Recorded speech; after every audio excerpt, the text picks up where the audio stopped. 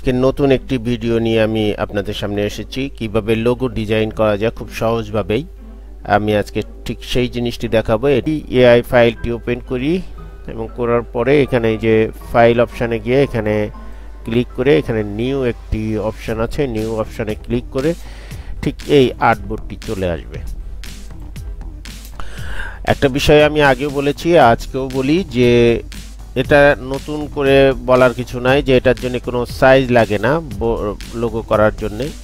সবসময় আর একটি কথা আমি বলে থাকি যে লোগো করার ক্ষেত্রে আপনাকে খেয়াল করতে হবে যে আপনার ক্লায়েন্ট আপনার কাছে কী ধরনের মেসেজ দিচ্ছে, অর্থাৎ সে কী ধরনের লোগো ডিজাইন চায়, এই জিনিসগুলো একটু মাথায় রাখতে হবে।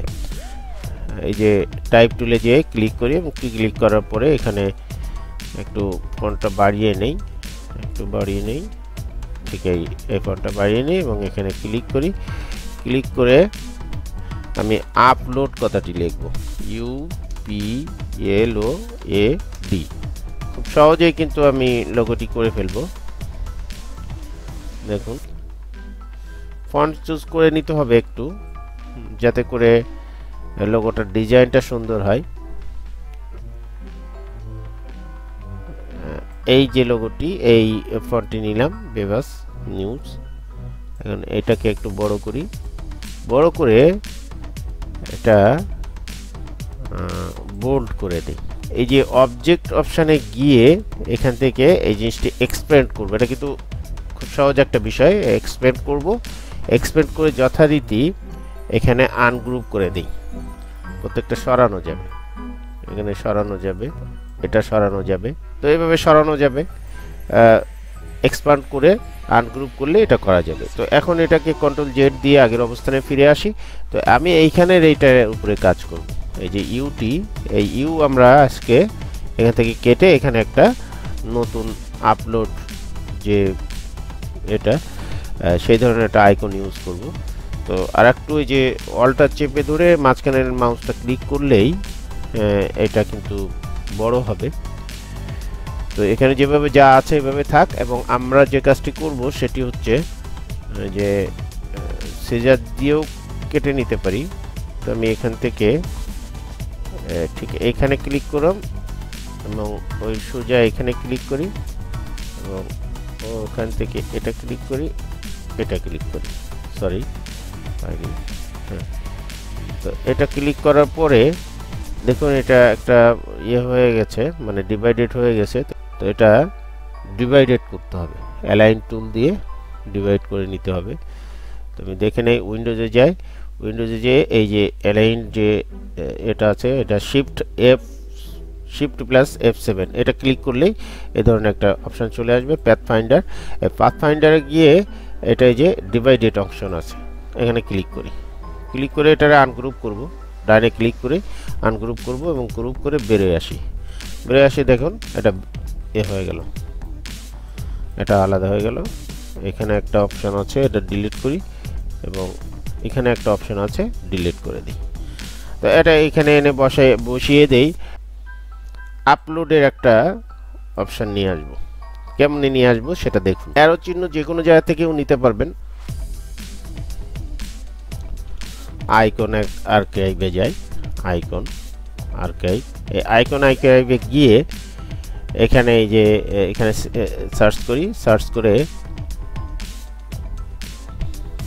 একটু সময় লাগছে, এই চলে এসছে। তো এখানে অ্যারো বলে একটি লিখি, অ্যারো। এখন এই আইকনে ক্লিক করলেই দেখেন অনেকগুলো আইকন চলে আসছে, এই যে এতগুলো আইকন চলে আসছে। তো এই আইকনের মধ্যে থেকে আমি এই আইকনটি নিব, এই আইকনটি নিয়ে আমি এখানে ডাউনলোড করি। এটি এখান থেকে ড্র্যাগ করে নিয়ে টেনে ধরে এখানে নিয়ে আসি। এটাকে একটু ড্র্যাগ করে একটু ছোট করি এবং যে জিনিসটি টিক চিহ্ন যেটি আমি এখানে দেখাতে চাচ্ছিলাম, তো এটা একটু সময় লাগবে, তো আমি সহজ করে দিলাম আপনাদেরকে, সহজ করে ঠিক এইভাবে এরকম করা যায়। আবার এইটাকে যদি আমি করি, এই যে এমবেডেড করে রাখবেন, সবসময় একটা জিনিস খেয়াল রাখবেন, যখন কোনো টিক চিহ্ন নেবেন বা কোনো ইমেজ ইউজ করবেন তখন অবশ্যই অবশ্যই সেটি আপনি ট্র্যাক এমবেডেড করে রাখবেন, নাহলে কিন্তু পরবর্তীতে ওই ফাইলটি আপনি পাবেন না। যে এখান থেকে এটা নিয়ে আমি এখানে যাই, এটাকে আবার ছোট করি, ছোট করে এই যে শিফট অল্টার চেপে ধরে ঠিক এখানে মাউস ধরে টান দিলেই এটা ছোট হয়ে যাবে। তো এখান থেকে এটা এইভাবে দিয়ে দেখুন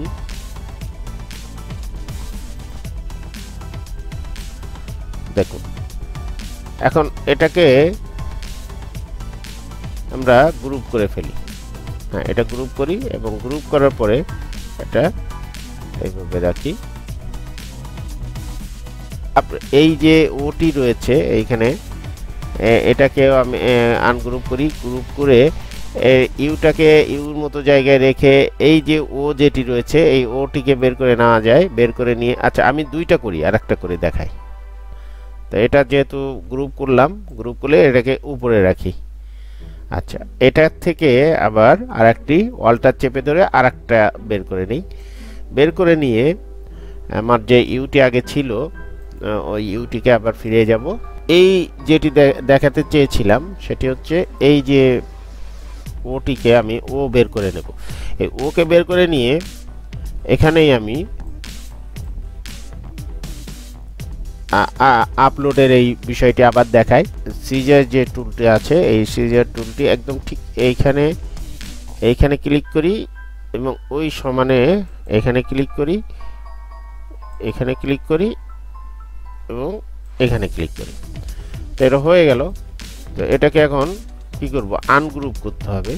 তো তার আগে এটাকে কি করতে হবে, অ্যালাইন করে এই যে ডিভাইডেড করতে হবে, করে আনগ্রুপ করি, করে এই অংশটিকে আমি এখন আর রাখবো না রেখে কি করব, এটাকে এখানে নিয়ে যাব, এখানে নিয়ে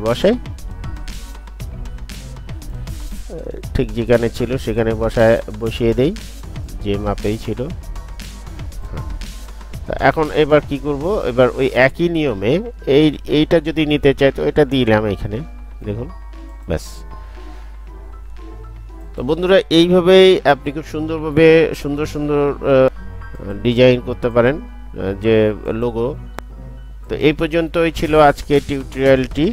যদি আপনাদের ভালো লেগে থাকে তাহলে অবশ্যই গ্রাফিক্স 360 চ্যানেলটি সাবস্ক্রাইব করে রাখুন।